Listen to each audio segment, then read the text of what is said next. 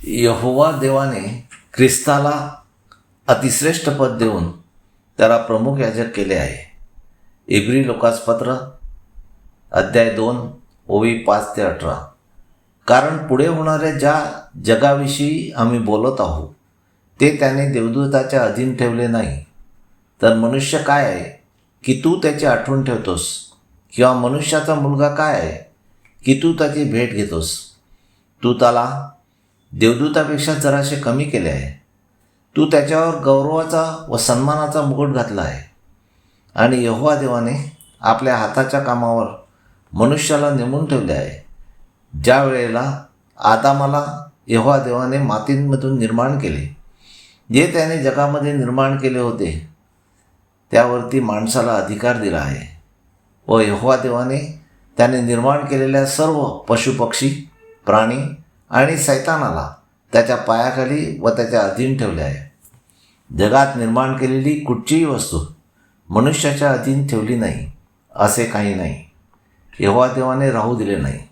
परंतु जो येशू यहोवा देवाच्या कृपेने सर्वांच्या करिता मरणाचा अनुभव घ्यावा म्हणून त्याला यहोवा देवाने देवदूतापेक्षा जराशे कमी केले होते, त्या येशूला यहोवा देवाने त्याच्या आज्ञा व नियम पाळून म्हणून सोसल्यामुळे व सर्व मानवजातीला पापापासून मुक्ती दिल्यामुळे यहोवा देवाने त्याला गौरव व सन्मान याचा मुकुट घातला असा आहे. कारण ज्याच्यासाठी यहोवा देवाने पृथ्वीवरील व आकाशांतील सर्व वस्तू निर्माण केल्या त्या त्याच्या पुष्कळ मुलांना गौरवात आणण्यासाठी जो तारणाचा करता, मुक्तिदाता येशू ख्रिस्त याने दुःख सोसल्यामुळे परिपूर्ण केले. कारण माणसाला पवित्र करणारा व पवित्र केलेले हे सर्व एकच यहोवा देवापासून आहेत. त्यामुळे येशू ख्रिस्त स्वतः मनुष्याला व मनुष्यपुत्रांना भाऊ म्हणायला लाजत नाही. येशू ख्रिस्त म्हणतो, मी आपल्या भावाजवळ यहोवा हे तुझे नाव सांगेन व मंडळीमध्ये तुझी स्तुती आराधना गाईन. येशू ख्रिस्त म्हणतो, मी पुन्हा यहोवा देवावर भरोसा ठेवीत जाईन. पुन्हा यहोवा देवाने जी मानवजातीची मुले शिष्य म्हणून दिली आहेत ती मुले रक्त माणसाची होती, म्हणून येशू ख्रिस्ताला सुद्धा रक्त माणसासारखा भागीदार केला. यासाठी की येशू ख्रिस्ताने आपल्या मरणाचा अधिकारी म्हणजे सैतान याला नष्ट करावे. कारण जे मरणाच्या भयाने सर्व आयुष्यभर दासपणाच्या सैतानाच्या अधीन झालेले होते त्या सर्वांना मोकळे करावे. कारण येशू ख्रिस्त देवदूतांचे सहाय्य करीत नाही, तर अब्राहमाच्या संतानाचे सहाय्य करतो.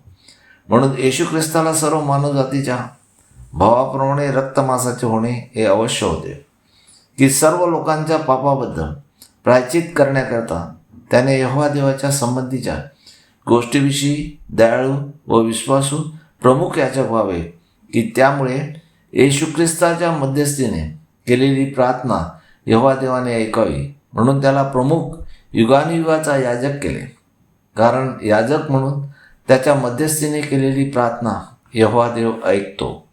येशूची परीक्षा होत असताना त्याने स्वतः दुःख भोगले व यहोवा देवाच्या आज्ञा पाळल्या. म्हणून जगामध्ये सैतानाकडून ज्याची परीक्षा होत आहे अशांना यहोवा देवाने त्यांना सहाय्य करण्यासाठी येशू ख्रिस्ताला सैतानावरती अधिकार देऊन समर्थ बनवले आहे. आपण एकच यहोवा देवाला भजूया व आपल्या विनंत्या व आपली गारणी याजक येशू ख्रिस्ताच्या मध्यस्थीने यहोवा देवाकडे मांडूया.